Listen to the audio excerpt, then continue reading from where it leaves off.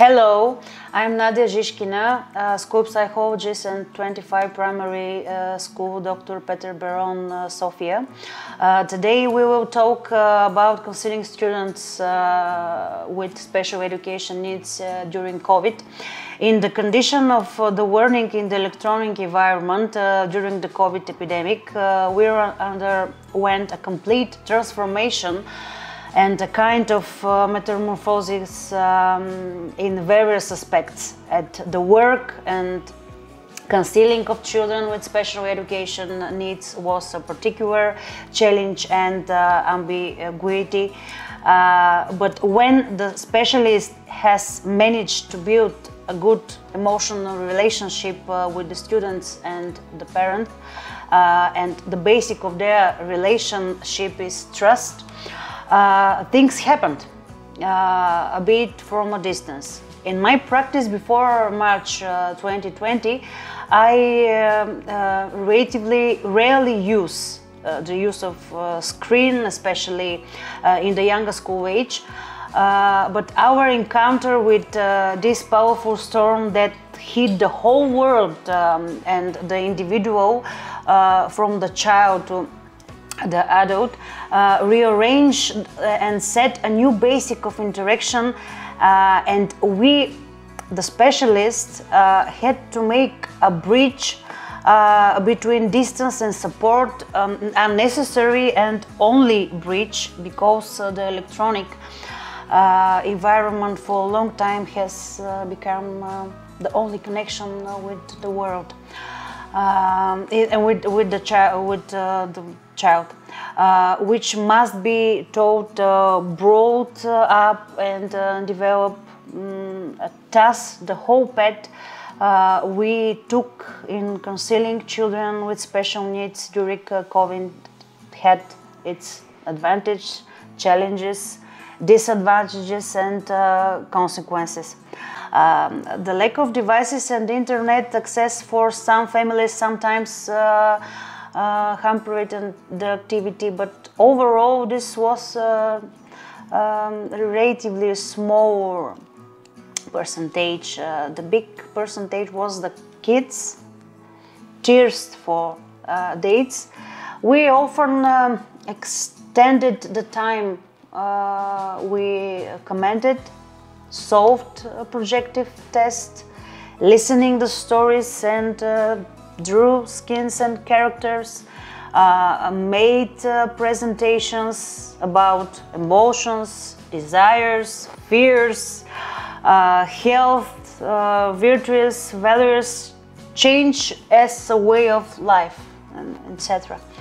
At the same time, however, the fully device supported learning process does not give good results in teaching children with special needs. For them, personal contact and the school environment are even more important. Children with special needs has difficulties when it comes to abstract thinking. Everything that they do not learn through experience and imitation is for them perishable as knowledge, although the usual format of work is absurd. For the younger ones, individual consultations, and for the other ones, work in the group through a conference call. It should be noted that for children with special education needs, the change of environment and application of new education methods create a strong shock. In our school too. Some children from our resource group initially felt this clash with the new, but it's quickly subsided under the pressure of the interesting organized and conducted classes. From the point of view of organization of the learning process, the students quickly got used to the new conditions. According to parents' observation during the first week, the new online learning process kept students' interest, but soon after fatigue took over. The long stay in front of devices as well as in the closed space has negatively affected the general disposition of children. Although there was opportunity to continue online courses and interests, they are a regular part of their daily lives. Children often choose activities away from devices and involving more movement instead. The parents of the younger children share that it was physically and mentally impossible for their children to cope with the daily pace in the online environment, online learning, online classes, online attendance and interests, as well as maintaining contacts with classmates and friends, again in online environment. And here we're talking about something very interesting. If until 2 years ago playing on the phone and the online environment was something that children could not do without, even a significant part preferred not to listen to the lesson rather than play on the phone. Then the pandemic made it so that the children ask to return to traditional games and face-to-face communication. As a result of online learning, it can be studied as a positive effect. That children acquired better computer literacy and improved their digital skills. The active inclusion of technology in the education process has been activated in practice. Something that has been talking about for a long time, but so far rather visionary without real implementation. The overall modernization of the education process is stimulated through digitalization and maximum use of the new opportunities provided by technology. Students are more cohesive, they search, exchange information, collaborate. However, the difficulties and negative effects of distance learning no less, which were expressed in overwork, both of the part of the students and on the part of the teachers.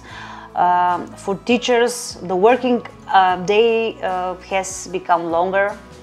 And for students, the workload has increased with more homework and more time devoted to independent preparation. In terms of health, teachers and students share that they expressing discomfort, headache, vision problems, and spine pain as a result of the long stay in front of the computers. Increased level of stress, the new teaching situation and condition faced by teachers, the need to restructure the way of teaching and rethink the resources and approaches used led to increased level of stress. In addition to increasing stress, difficulties with the techniques also contributed. The stress also had a negative impact on the family environment. There was an increase in the number of consulting teachers who shared about increased conflict in the family without significant reasons, about a lack of desire for communication and joint activity. Despite the serious psychological consequences of the COVID pandemic, for both children and adults, it was the necessary price that we all had to pay in the face of the threat of children staying at home for a long time, deprived of learning and development. The most often recommending action to get out from the trap of isolation was walk in nature, alternation of melting with physical exertion, change of activities, and another. Thank you for your attention.